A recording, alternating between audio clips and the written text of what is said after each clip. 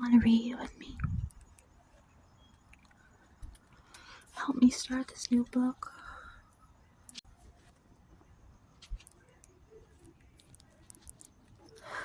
We'll start at the beginning with you.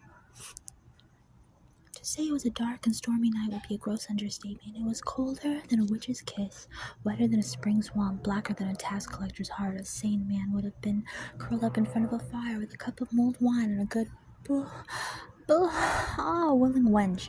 But not me, I was out in it. I'm a squire to the hero. At least the downpour that had drenched us all afternoon was now beginning to slacken. The green moon had risen, but the creature moon was high, enough to glow dimly through the churning clouds, shedding just enough light for me to watch the damsel being lowered from the tower.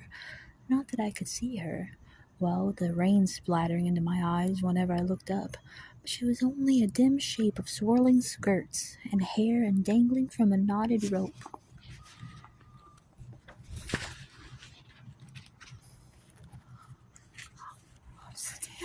Damsel, is that you?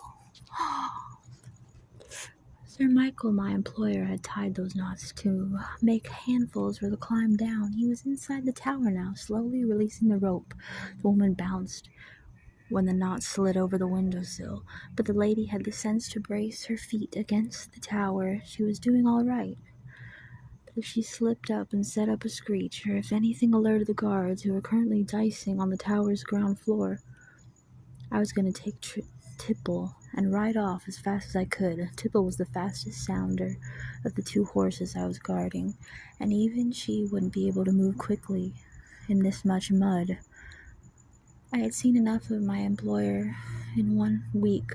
We'd known each other to be certain he'd put up a good enough fight to delay them while I escaped. I had suggested hiring a nice dry carriage, but even if he'd agreed, Sir Michael would have expected me to drive it.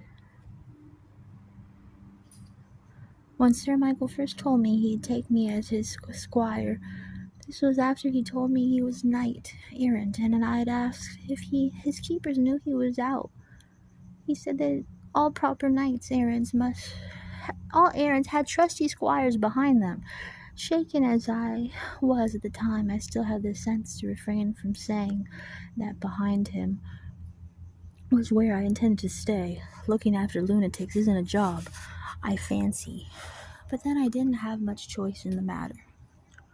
This is the modern age. Knights-errants have been extinct for over 200 years. And even when they existed, I'm out of time. Errantry wasn't what you call